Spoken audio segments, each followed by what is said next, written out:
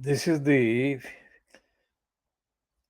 14:30 hours GMT edition, being broadcast 2 minutes later than that time at 14:32 hours GMT of the Khoodeelaar television channel, broadcast under the banner of the BabyAngelGeronimo editions on Thursday, the 4th of May 2023. This is a day that marks the deputation or the delegation that I led to number 10 Downing Street on the 4th of May 1991. That was to demand that the UK government, then being fronted by John Major, who was the Prime Minister, raised the level of support for the people of Bangladesh, because southern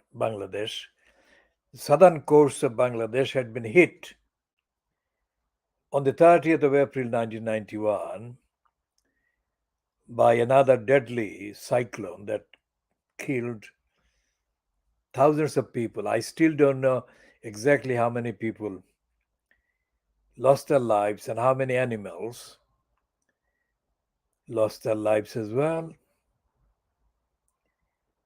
And on that same date, 4th of May 1991, the British Broadcasting Corporation, the BBC, broadcast on BBC One, the main evening news bulletin, featuring me and my companions that were with me on that date, handing in the letter,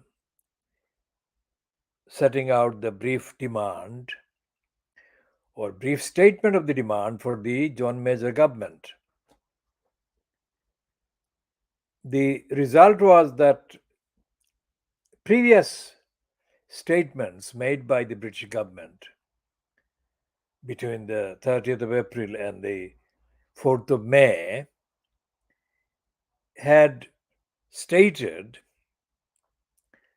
the pledge by the British government to provide Bangladesh government with £50,000.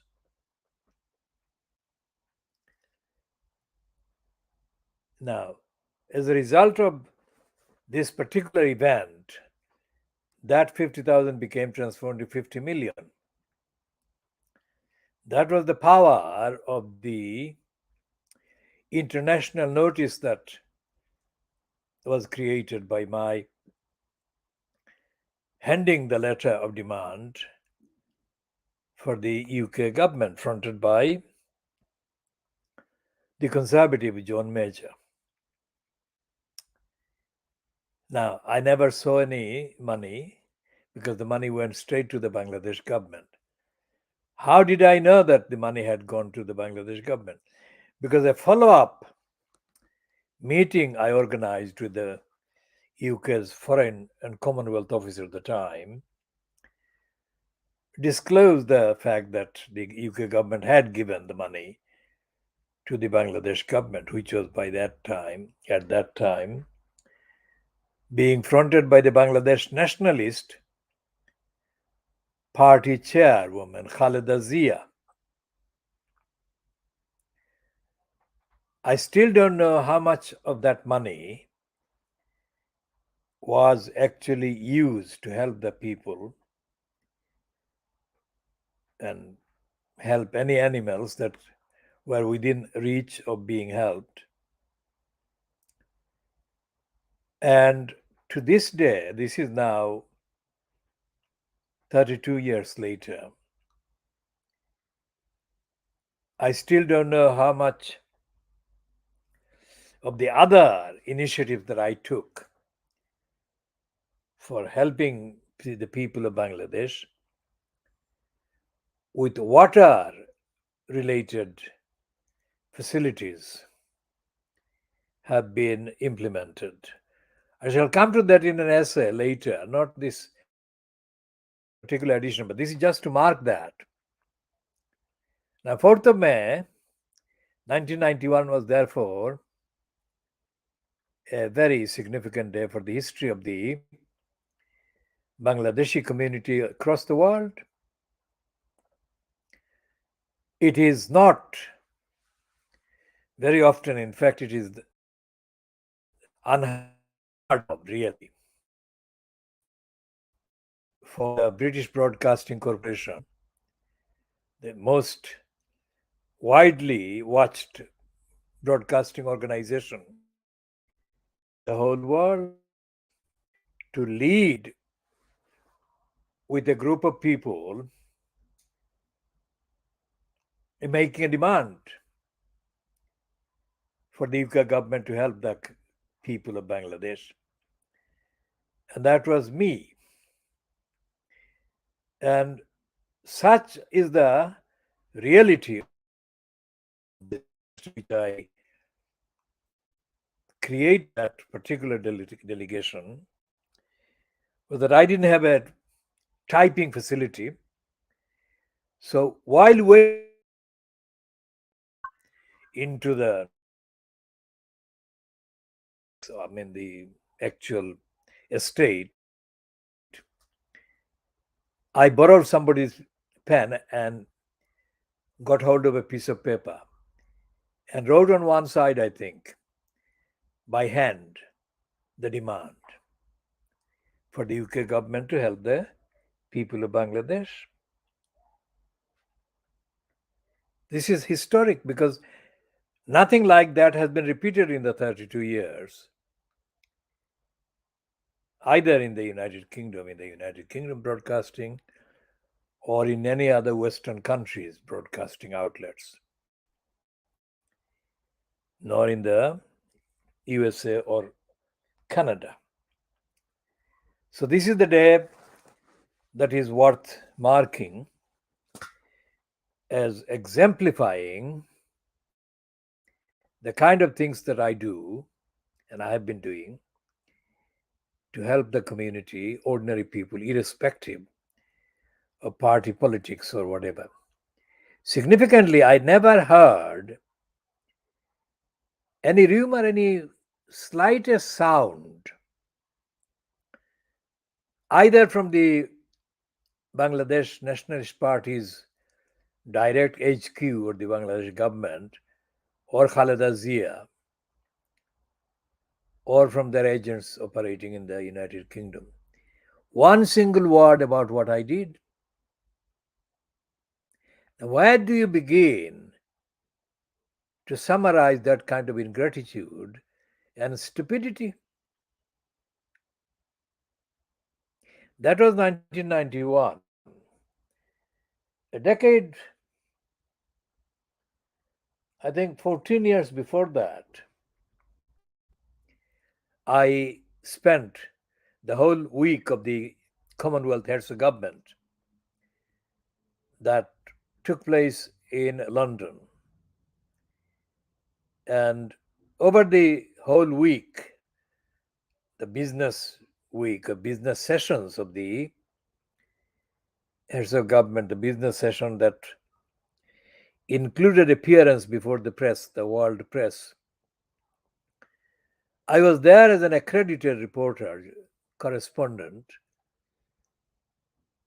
and I managed to ask the President of Bangladesh, attending the Commonwealth Heads of Government meeting, I think about 100 questions covering all aspects of Bangladesh life in terms of the context of the government. And as I said in a recent previous broadcast, unlike any other Bangladesh or Indian or Pakistani kind of politician,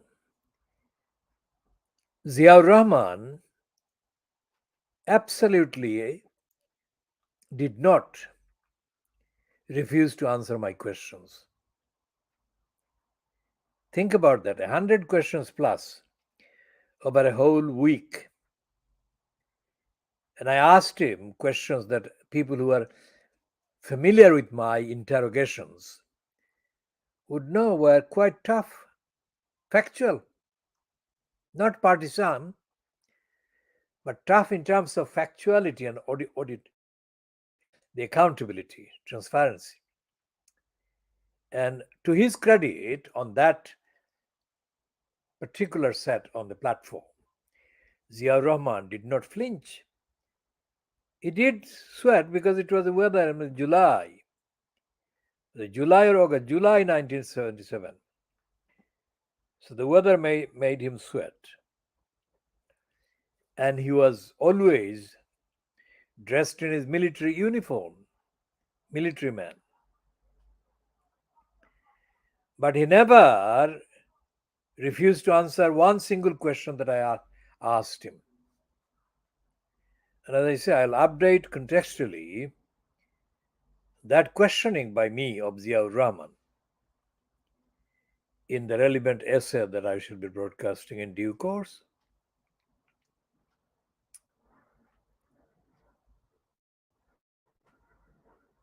Now, as a result of the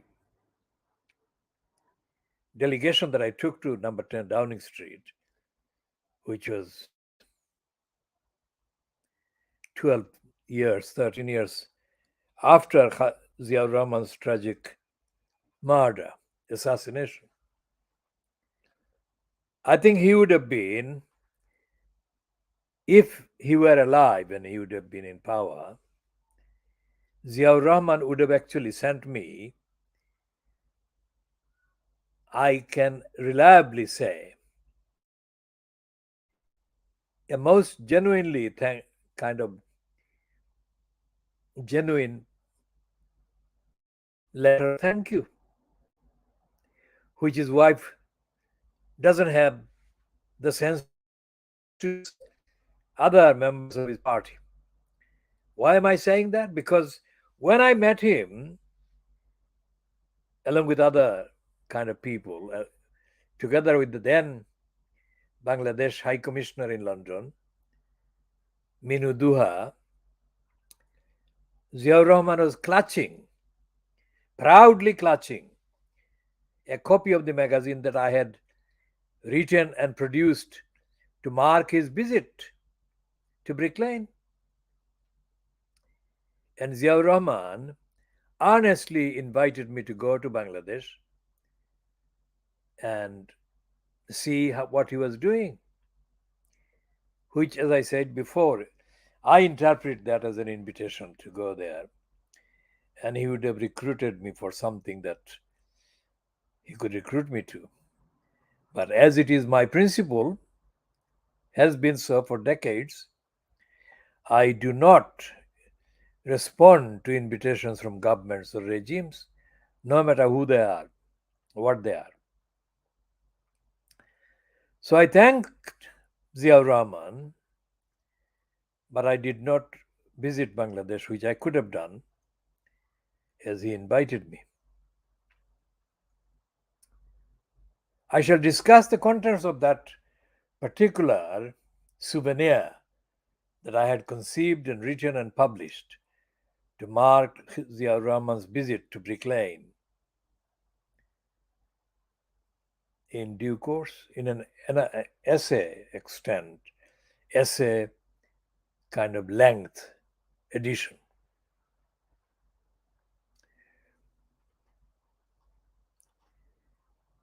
Today is also the date when in 1978, 4th of May 1978, Bangladeshi factory worker, after finishing work in Brick Lane, was walking in the Whitechapel Road towards his home somewhere in the to the south of the commercial road, when he was set upon by a white and an African origin accomplice, and the both of them stabbed him to death.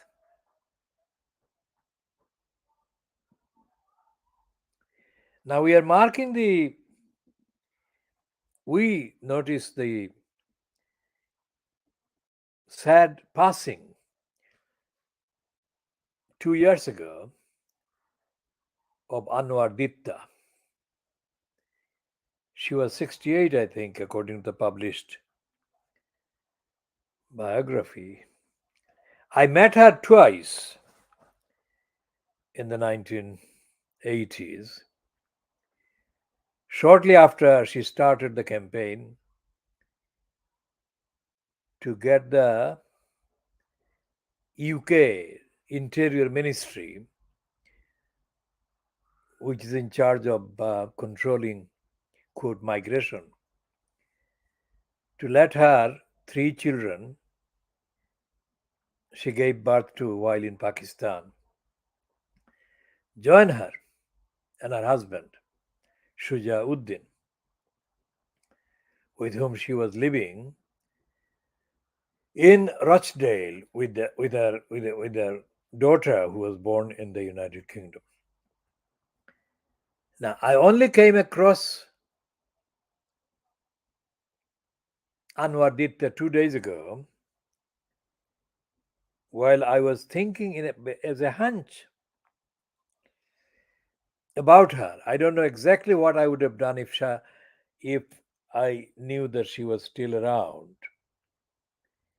But one of the things I would have done would have been to find a way of contacting her and going over the campaign with her so that the lessons could be updated and shared.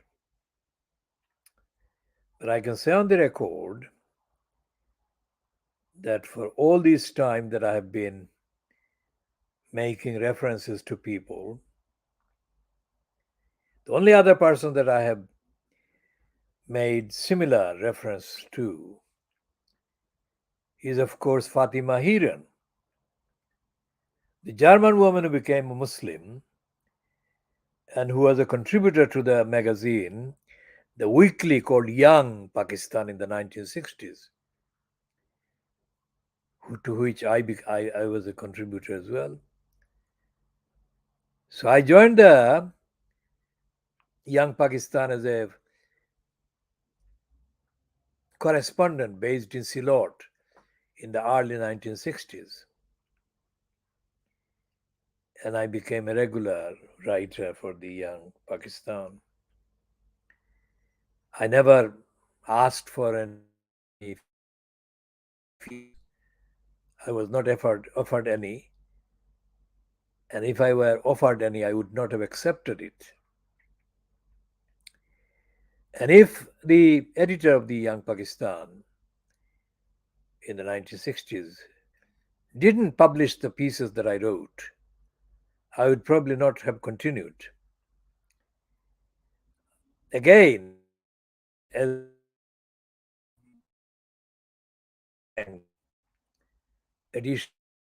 edition, I'll be talking about Fatima Hiran and the Young Pakistan and the editor,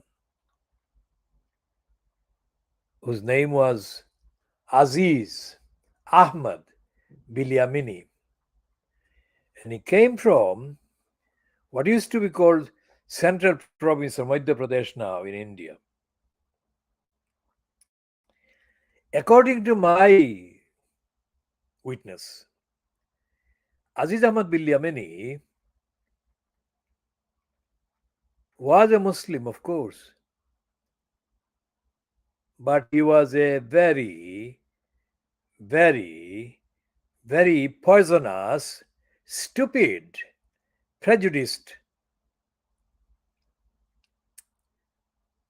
Muslim, let's say.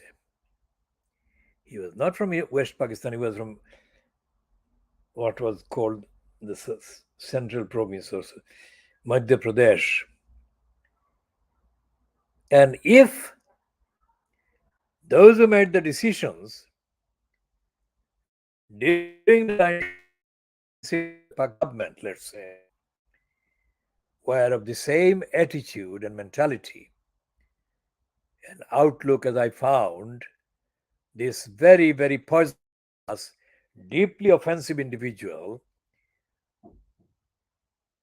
whom I decided to observe as an item of evidence, exhibit. I don't think he realized just how outraged I was every time I came face to face with him. And I say that if there is any ground for the slogan of the 1940s, the slogan was the Larke Lenge Pakistan. That was the Urdu language slogan that everyone, including Silotis and Bengalis, proudly and spontaneously shouted, including the late Mr. Tasadduq Ahmad. Tasadduq Ahmad was from the same region in Bangladesh as I am. He was from a village that is probably about 3 miles at most on foot across the fields from where I come from. He was from Badeshwar, and I am from Sondarpur in the east of the river Kuyara in Silot. So Mr. Tasadduq Ahmad was one of the leaders of the students' movement for Pakistan. And within such a short time, after August 1947, people of East Pakistan, in many parts, many regions, began to make comments that the West Pakistanis were discriminating against the East Pakistanis. This has nothing to do with the so-called language movement, but it was generally in the plain personal empirical experience. The ordinary people from East Pakistan were forced to share this experience of contacts with people from West Pakistan. And if Aziz Ahmad Bilyamini in any way represented the attitude of the people of West Pakistan towards the people of East Pakistan,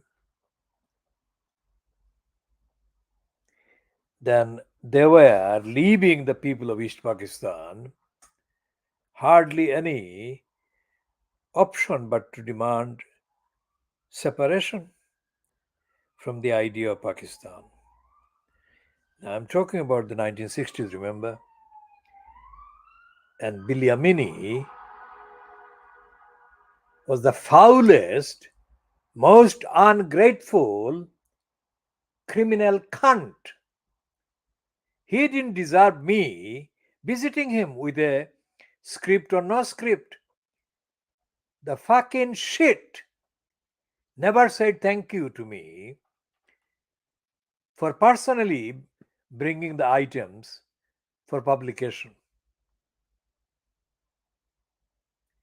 Now, this is the expression of the feelings. And I wasn't expressing it to him or to anybody else, but that is how I felt. So if I felt that way,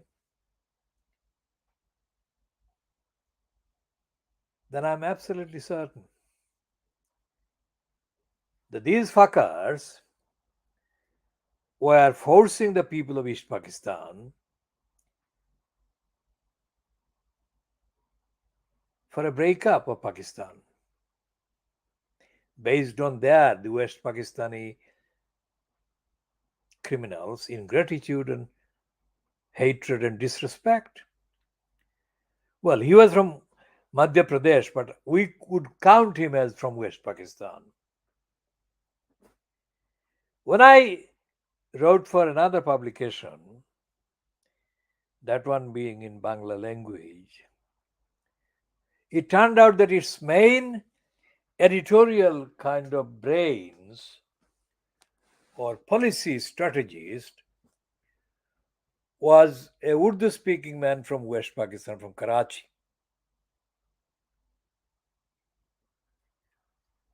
And there was only one off encounter with me. Somebody suggested that if I had any complaints against the news organization that I was writing in, I should go to him, this individual. And I did go there. As I said, when I was in Dhaka,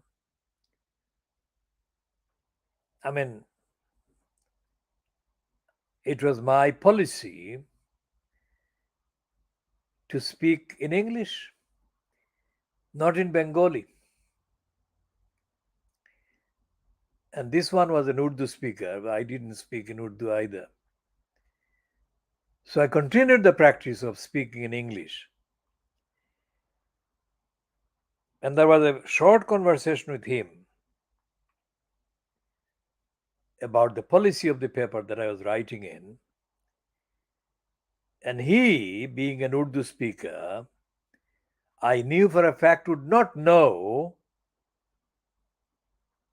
the difference between two Bangla words. And this fucker was supposed to be the main strategist for the newspaper that I was writing in. Now, I count my work. This is a work that is based on decades. I count my work as being among the most advanced linguistically, factually, morally, ethically, etc., etc. How dare a cunt like that from Karachi give me any lesson about or any lecture about anything to do with my writing? So I told the fucker, I told him in English, I said, words to the effect that rats like you would run for your lives when the anti-Pakistani elements come for you, and we would be left to defend the idea. You are too cowardly and stupid. And I barged out of his fucking stupid office. So these are two morons that I've just mentioned. One is the Aziz Ahmad Bilyamini, and one is this idiot whose name I haven't got in front of me because this happened more than 53 years ago. But I did tell him accurately, and things that followed happened according to my predictions. I said similar things hundreds of times to many of the people of the parties, the Muslim League, the Council Muslim League, and the Jamaat-e-Islami. I said to them that they were wrong. I said that they were wrong not because I belonged to any party, and I most certainly didn't belong to the Awami League party, but I did tell them that they were wrong to attack Sheikh Mujib. I was not a fan of Sheikh Mujib.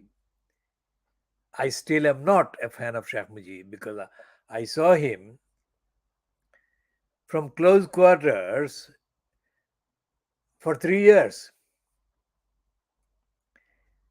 But there is a difference between not being a fan of somebody like Sheikh Mujib and allowing unfair criticism of that individual by their political enemies. I said to the Jamaat-e-Islami lot, I said, you have no right to demonize Sheikh Mujib while you over promote Abul Ala Maududi. I don't think the Jamaat Islami liked what I said, but that is what I said. Nobody else would say that to them. I'm the only one who did say that to them, or would say that to them. And I remain without any affiliation to any party in Pakistan, Bangladesh, India, whatever. The only party I ever joined in my whole life, political party, was the UK Labour Party, which Keir Starmer has murdered already. But essentially, I remain politically, morally, objectively independent, ethically independent. I'm a fact based, evidence based, morality based individual whose allegiance, if there is to be an expression, doesn't exist to any human being, but who derives, as I derive, particular instances of guidance from the likes of the old Greek philosophers and the Persian Maulana Rumi.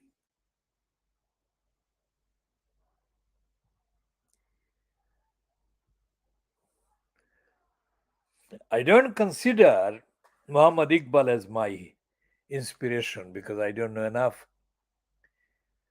about his actual involvement. But I do rate Muhammad Ali Jinnah as the unique personality in all of the subcontinent whose intellectual rigor and status placed him way above any of the other contemporaries, either British or Brahmin.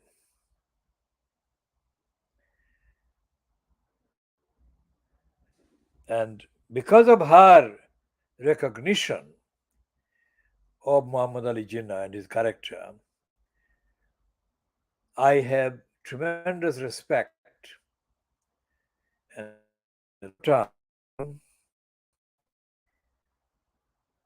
for Sarojini Naidu.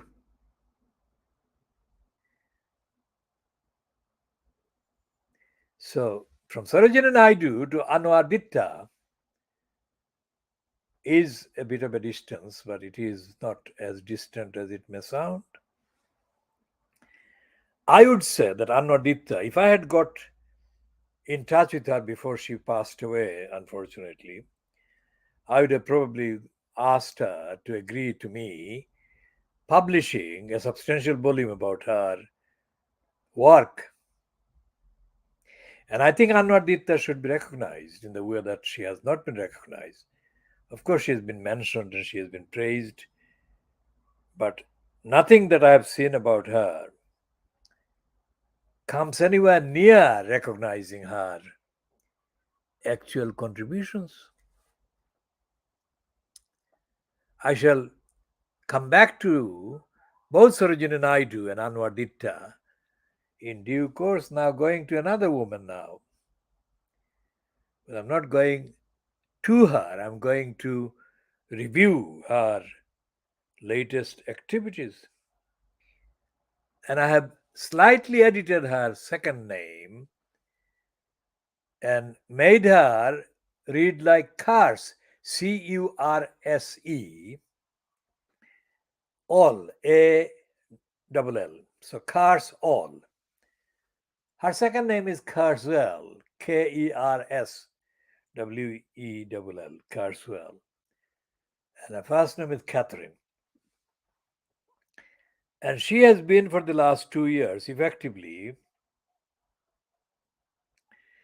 in the post of chief executive in the London borough of Croydon. Now, Carswell has got outstanding questions to answer and she has got overdue apologies to make to me because she lied and she falsified and she misbehaved. Sometime in June 2018, when she was in post as the temporary chief executive hired by Roxana Fias. Now, Carswell is chronicled in the Private Lie, which is the latest issue, is dated tomorrow, but its advanced copy is available in the shops, and I got one yesterday.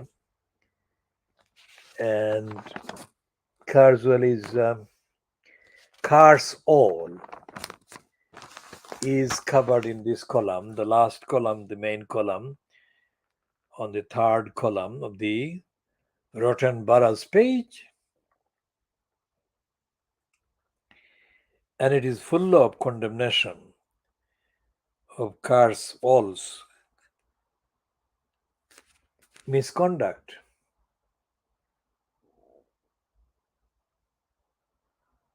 It says,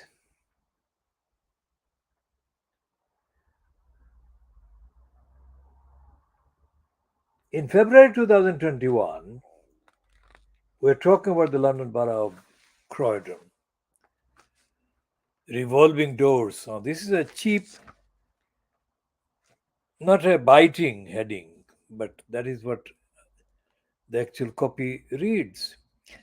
In February 2021, Finance Director Lisa Taylor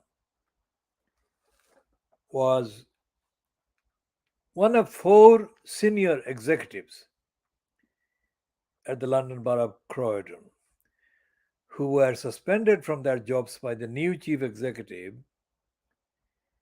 Catherine Carswell, in the wake of the council's financial collapse. Taylor resigned soon after and never faced disciplinary procedures at the cash-strapped South London Authority. Now, Carswell is mentioned in the same piece. How many times is she mentioned? 1, 2, 3,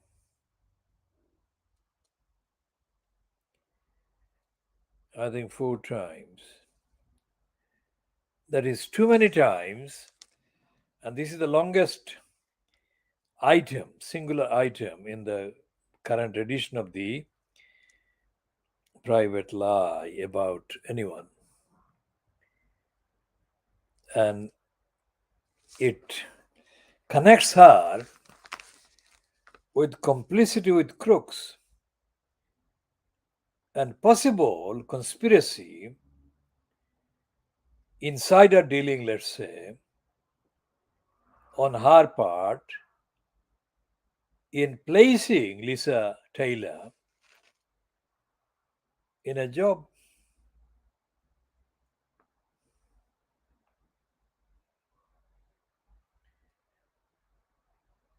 It says, despite the financial chaos Tyler left behind, that is in Croydon, she, Lisa Tyler, must have received some glowing reference.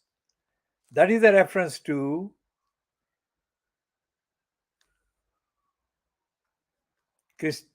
Catherine Carswell, writing a glowing reference because of what is written in the next sentence. In October 2022, she was among the final senior appointments at the Royal Borough of Kensington and Chelsea under veteran chief executive Barry Quirk, who retired in November 2022. Quirk happens to be married to Catherine Carswell. So, what the Private Lie piece is suggesting is that Lisa Tyler, who got a job in Kensington and Chelsea, must have got glowing references. And the reference to glowing reference is significant because she was sacked because of misconduct and her role in the disintegration of the finance of the borough.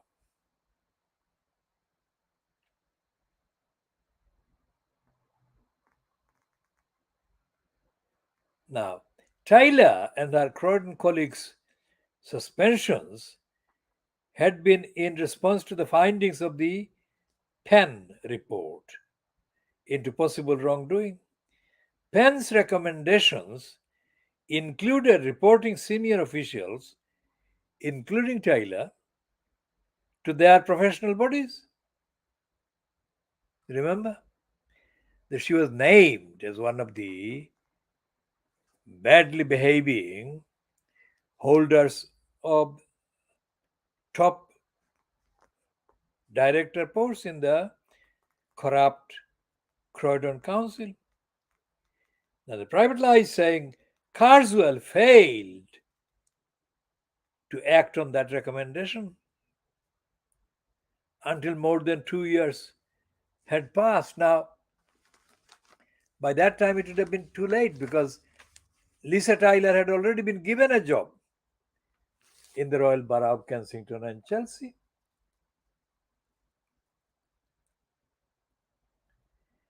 And this piece is continuing to say the reality is that Carswell has used all the excuses. In other words, she has lied in the book to do nothing.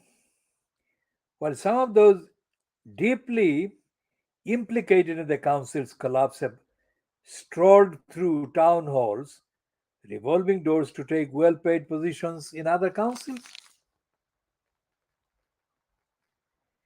Guy Van Dieschel, like Tyler, suspended by Croydon in February 2021, and who resigned soon after, is now working in the neighboring Sutton Council as Sutton's strategic director of people, where his predecessor received a salary and pension package of £170,788.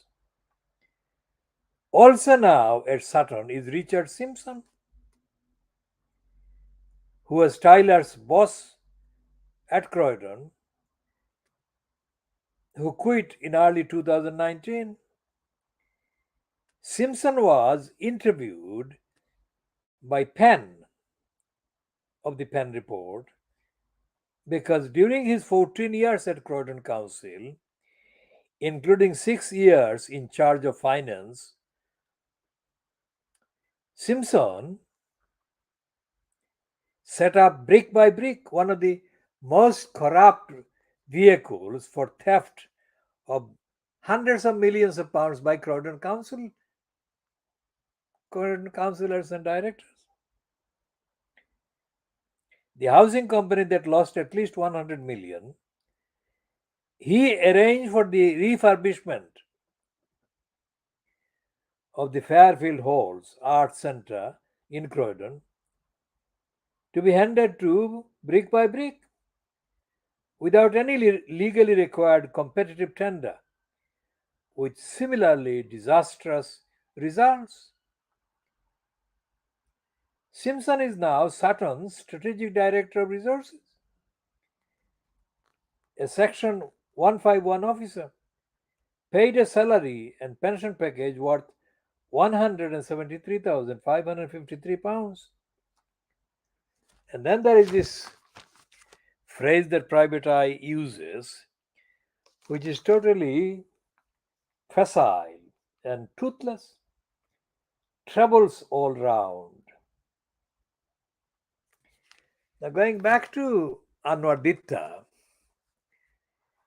and the use of the term monster, because when the Home Office in the 1970s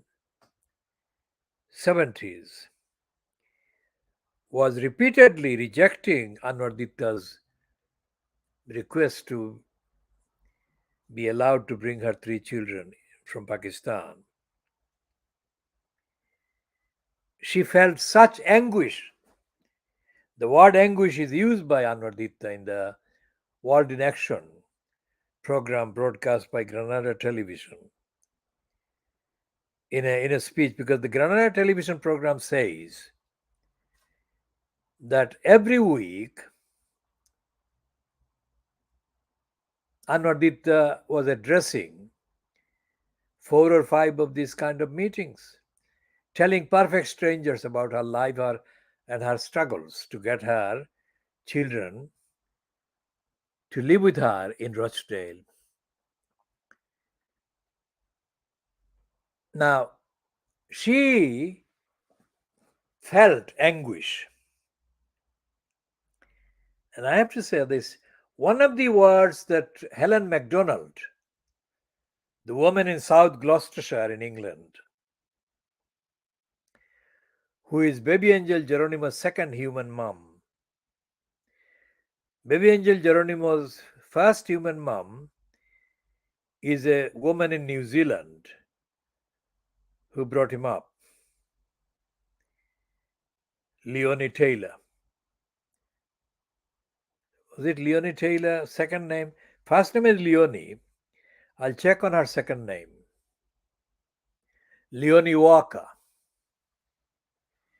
So one of the comments that Helen Macdonald made to one of the British journalists about the way that the DEFRA department was torturing her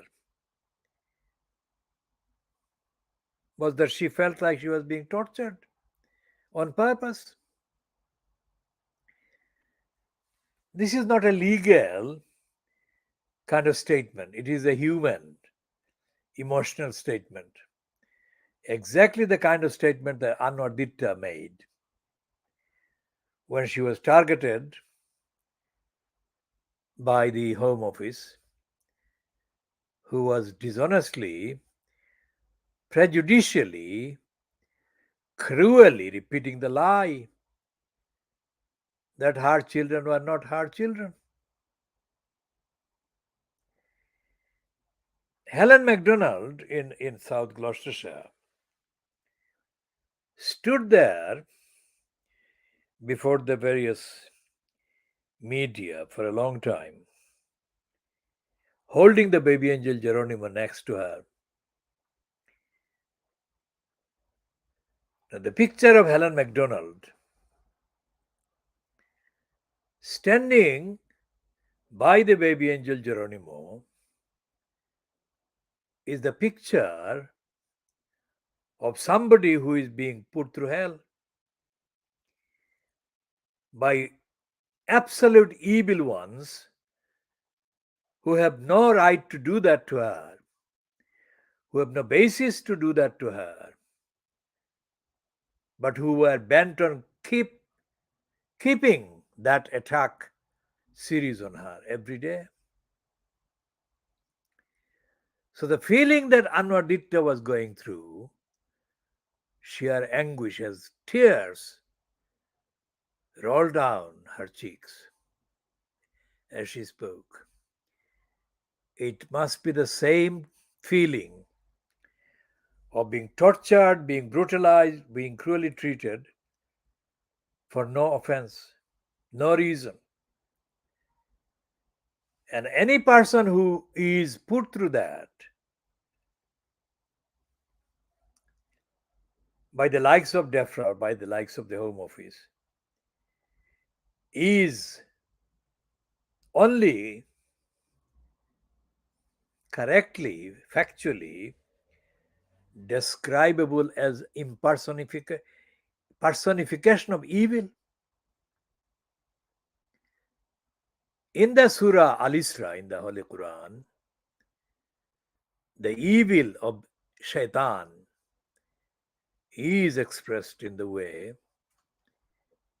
that the evil ones engaged in the harassment of Helen Macdonald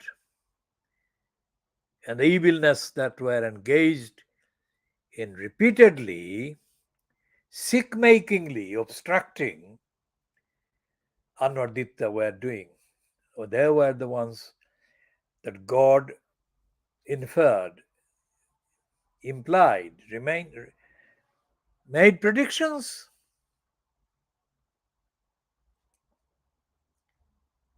Anwar Ditta, I don't think there has been one other British born person that has been put through that kind of torture as Anwar Ditta. And it is for this reason that I think she should be properly recognized. And on the like comparison, a woman whose offense is not an offense at all, but a woman who is doing God's work, in fact, in being kindly protective of one of the most innocent beings on the face of the earth, baby angel Geronimo.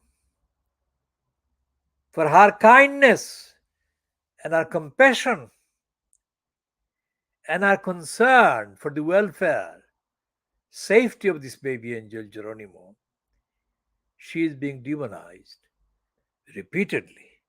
She is being tortured repeatedly. She is being disbelieved repeatedly for no reason.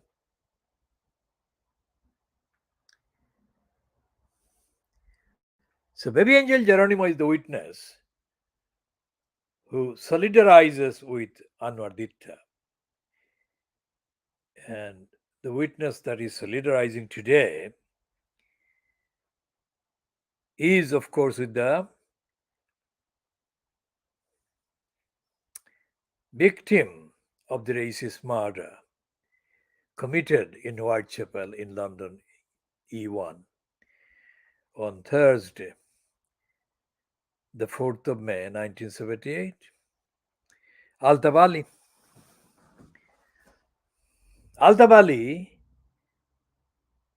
is an innocent victim of hateful people determined to deny him with their very life. For years, baby angel Geronimo has been targeted by hateful people who are jealous of him, who are scared of the good health, the bestest possible health that baby angel Geronimo enjoys, scared the evil ones because it interrupts their narrative of telling lies against innocent animals, innocent beings, and innocent human beings who care for them and love them. So baby angel Geronimo is the witness today, paying fullest possible respect, recognition to Anwar Ditta, to Helen MacDonald, and to all the other people who have been expressing their compassion, their solidarity, and support to Geronimo, the baby angel Geronimo, against the evilness called Christian evilness at DEFRA and whoever else was in post at the time that they were perpetrating their propaganda against the baby angel Geronimo. One of the worst offenders against justice has been, of course, Boris Johnson, the congenital liar. And as baby angel Geronimo has been witnessing on a daily basis, the congenital liar, evilness personified, Boris Johnson will never be forgiven. never be forgiven by God, and never be forgiven by the realms of God and justice. As his daily role or his evil doing role being uncovered on a daily basis,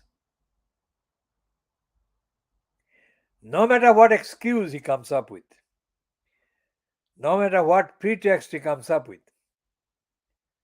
The evilness Boris Johnson, who fancied himself as the future king of the world, has been thoroughly condemned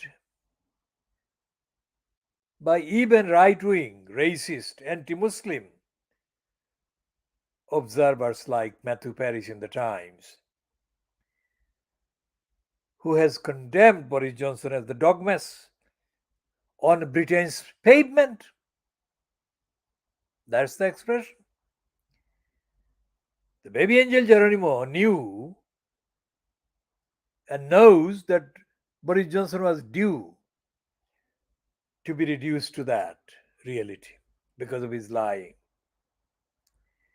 And baby angel Geronimo knows confidently that what in the Surah Al Isra says, the two witnesses on two shoulders of human beings who are writing the bad and the good evidence every day, every minute, every incident,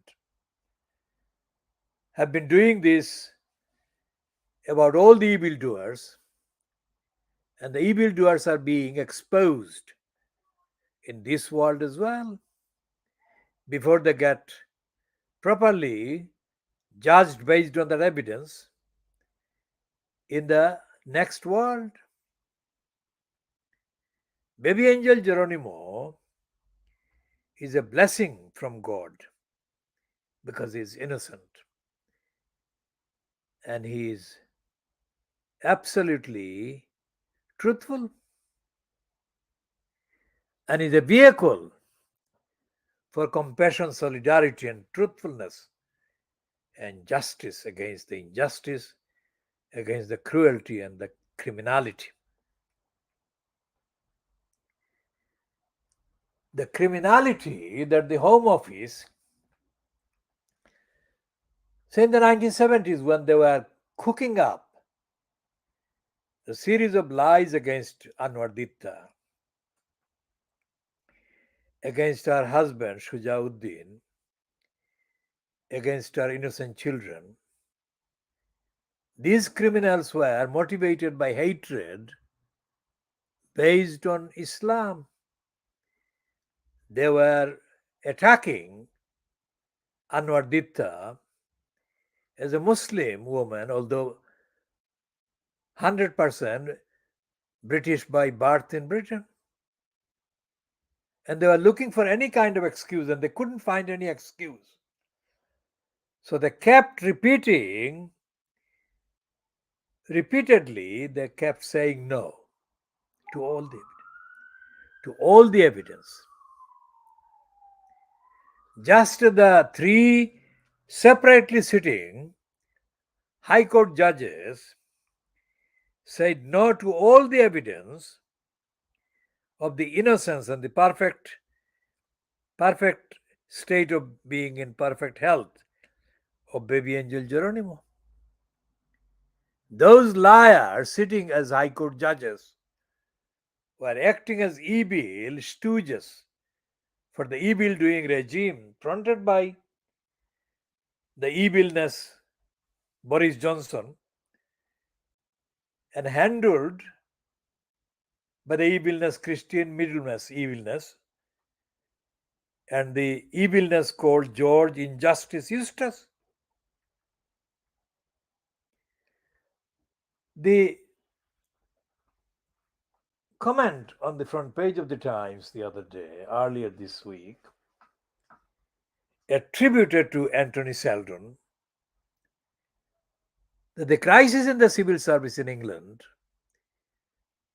in the UK, let's say, was so bad that the top civil servant Simon Case must go. Now, the evidence that Baby Angel Geronimo has, the evidence that Anwar Ditta has, the evidence of the murders of Altawali and Ishaq Ali in 1978 and the murders of other innocent people amount to is that the crisis is not limited to the UK civil service. The crisis dominates the whole of the UK government, parliament, media, judiciary. And the crisis is one of evilness dominating the UK. We shall be continuing on all of those in due course in later editions, whenever they are broadcast. This is coming to an end at 1 hour, 1 minute at 15 GMT on Thursday, the 4th of May 2023.